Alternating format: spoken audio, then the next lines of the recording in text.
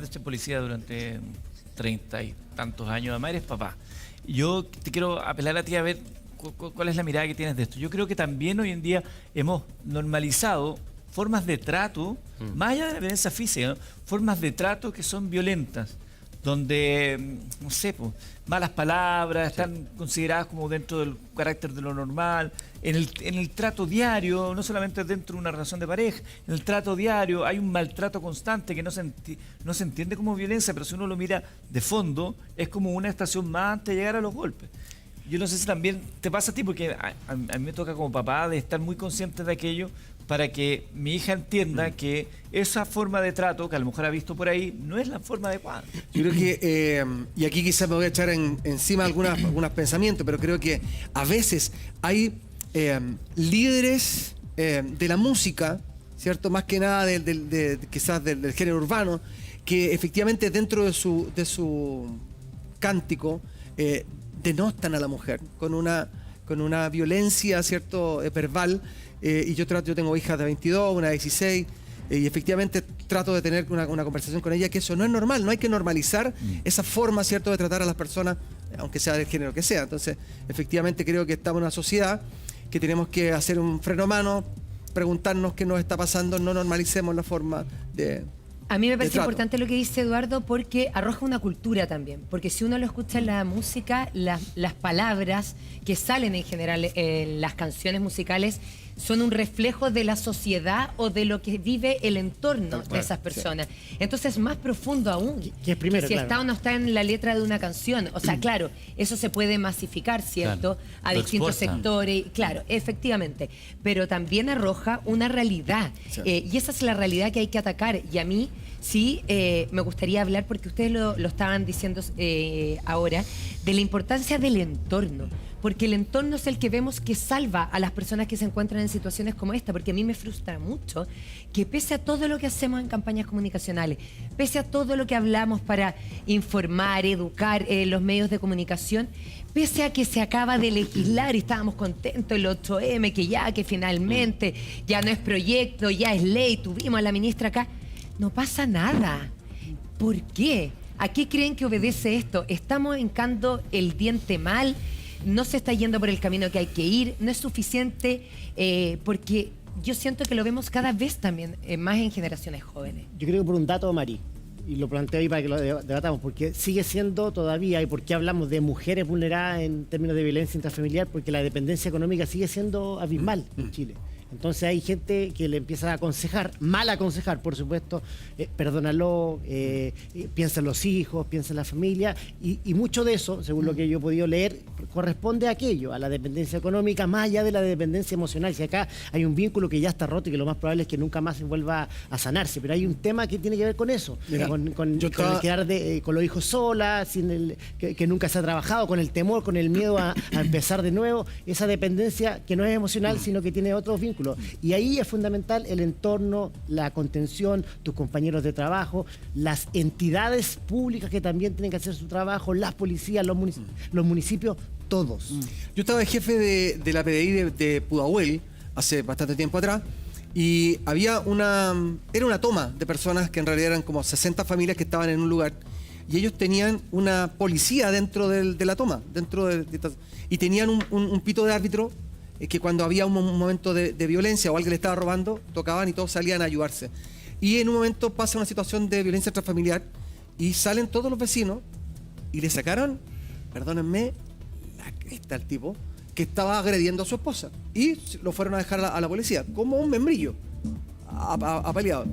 Después nosotros tratamos de tener un contacto con este grupo de personas, y ellos nos decían, nosotros no podemos esperar que de afuera nos vengan a ayudar, nosotros mismos nos estamos ayudando, y el nosotros drama con el que ahí entorno, se les pasa la mano, lo pueden matar, y la justicia por sus propias manos, ahí ya mismo, la ley de la selva y donde por lo termina. mismo que hicimos nosotros, estar con ellos y decirles qué es lo que dice la ley y que no se les pasara.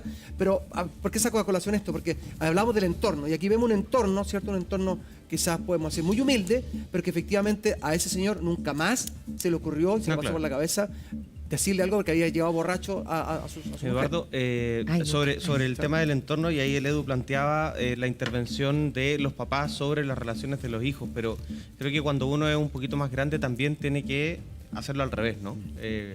Cuando uno ve que su mamá está sufriendo un maltrato por parte de su pareja, uno tiene que intervenir de la mejor manera y lo antes posible. Y ahí está el punto.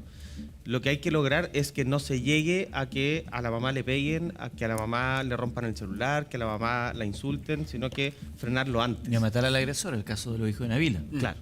Que lo veíamos acá, como salen en defensa de su mamá ante el ataque de su actual pareja. Y resulta que Cuando lo crece hay que un entorno de frenar, lo terminan violencia. asesinando. Hay que frenar hay una situación- este círculo vicioso Sí, antes. hay una situación más complicada porque después, y esto es una lata decirlo, Nabila recrimina a los hijos que por qué lo que hicieron en contra de su amado, de la persona que estaba. Hay una situación súper complicada y vuelvo a repetir lo que me pasó también en Pudahuel. Se detiene a un señor que estaba agrediendo a su esposa. Cuando estaba siendo detenido, ¿cierto? Los oficiales tienen que poner fuerza para poder detenerlo. La mujer ve que le estaban pegando a su marido y sale en defensa del agresor. Del agresor. Que eso Entonces- era lo más común que hay hace décadas atrás. Entonces, claro, yo te estoy hablando hace 20 años atrás, entonces creo que eso ha quedado bastante ya Yo también dejado creo atrás. que eso sí, Sí. yo estoy de acuerdo, pero sí me parece importante cuando tú tocas el tema de Nabila Rifo, que sí es el reflejo de, porque nosotros la mayoría de los casos que conocemos de una persona violenta es porque creció en un entorno violento. Esto no significa, no se vaya a mal a entender que porque alguien creció en un entorno violento, esa persona Está no va a condenada, poder ¿no? ser distinta y está determinada exactamente y no tenga libertad para ser diferente.